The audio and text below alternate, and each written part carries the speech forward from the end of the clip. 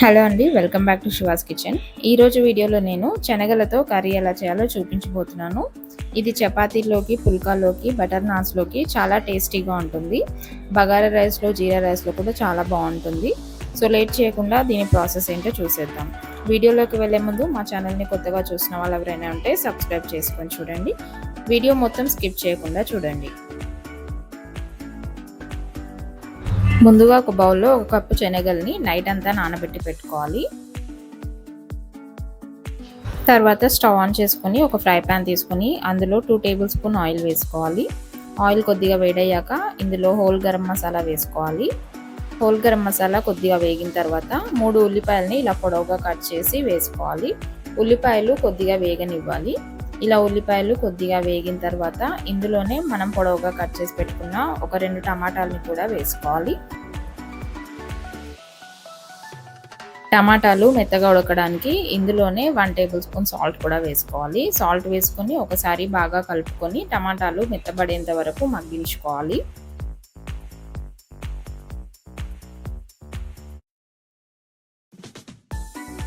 టమాటాలు ఇలా మెత్తగా మగ్గిన తర్వాత ఇవి చల్లారనివ్వాలి.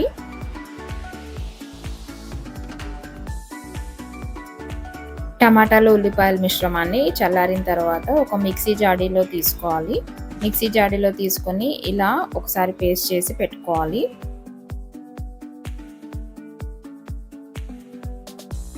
తర్వాత కుక్కర్ తీసుకోవాలి. కుక్కర్లో ఒక 2 టేబుల్ స్పూన్ ఆయిల్ వేసుకోవాలి. ఆయిల్ కొద్దిగా వేడైన తర్వాత ఇందులో 1 టేబుల్ స్పూన్ జీలకర్ర వేసుకొని అది వేగిన తర్వాత ఒక ఆనియన్ని ఇలా సన్నగా తరిగి వేసుకోవాలి.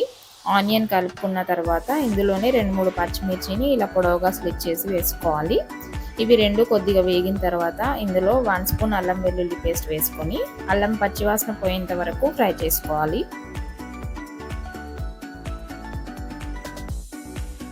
అల్లం పచ్చివాసన పోయిన తర్వాత మనం ముందుగా పేస్ట్ చేసి పెట్టుకున్న మసాలా పేస్ట్ని ఇందులో వేసుకోవాలి. మసాలా పేస్ట్ కూడా పచ్చివాసన పోయేంత వరకు ఫ్రై చేసుకోవాలి. మిక్సీ జాడీలో కొద్దిగా పేస్ట్ మిగిలిపోయినందుకు నేను కొద్దిగా వాటర్ కలుపుకొని ఇందులో వేసుకున్నాను. ఇలా వేసుకున్న తర్వాత ఒకసారి బాగా కలుపుకొని నూనె పైకి తేలేంత వరకు మగ్గించుకోవాలి.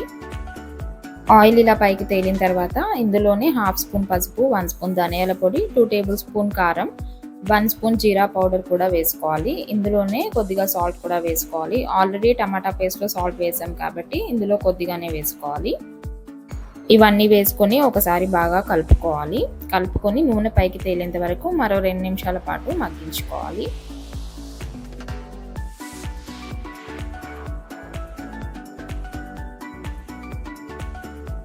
ఇలా ఆయిల్ మొత్తం సైడ్స్కి వచ్చేంత వరకు మగ్గించుకున్న తర్వాత మనం నానబెట్టి పెట్టుకున్న శనగల్ని కూడా ఇందులో వేసుకొని ఒకసారి బాగా కలుపుకోవాలి. ఇలా బాగా కలుపుకున్న తర్వాత ఇందులోనే మన కన్సిస్టెన్సీకి తగ్గట్టు వాటర్ వేసుకోవాలి. నేను 1.5 గ్లాస్ వాటర్ వేసుకుంటున్నాను. కొంచెం పల్చగా కావాలి కాబట్టి మీరు కొంచెం థిక్గా కావాలనుకుంటే 1 గ్లాస్ సరిపోతుంది. ఇలా 1 గ్లాస్ వాటర్ వేసుకున్న తర్వాత ఒకసారి బాగా కలుపుకోవాలి. ఇలా బాగా కలుపుకున్న తర్వాత ఇందులోనే 1 table spoon garam masala powder, 1 table spoon chole masala powder కూడా వేసుకోవాలి. చోలే మసాలా పౌడర్ వల్ల ఫ్లేవర్ చాలా బాగుంటుంది. ఇందులోనే 1 టేబుల్ స్పూన్ కసూరి మేతి, కొద్దిగా కరివేపాకు కూడా వేసుకొని ఒకసారి బాగా కలుపుకోవాలి. ఇలా ఒకసారి బాగా కలుపుకొని 3 విజిల్స్ వచ్చేంత వరకు కుక్కర్ని మూత పెట్టి ఉడికించుకోవాలి.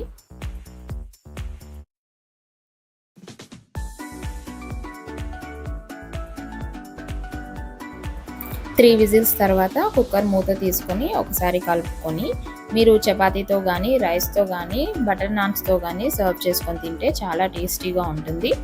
ఈ రెసిపీ మీరు కూడా ట్రై చేసి ఎలా వచ్చిందో కామెంట్ బాక్స్లో పెట్టండి. ఈ వీడియో కనుక మీకు నచ్చినట్లయితే లైక్ చేయండి, షేర్ చేయండి, కామెంట్ చేయండి. మరిన్ని ఇంట్రెస్టింగ్ రెసిపీస్ కోసం మా ఛానల్ని సబ్స్క్రైబ్ చేసుకోవడం మర్చిపోకండి. పక్కనే ఉన్న బెల్ ఐకాన్ నొక్కడం కూడా మర్చిపోకండి.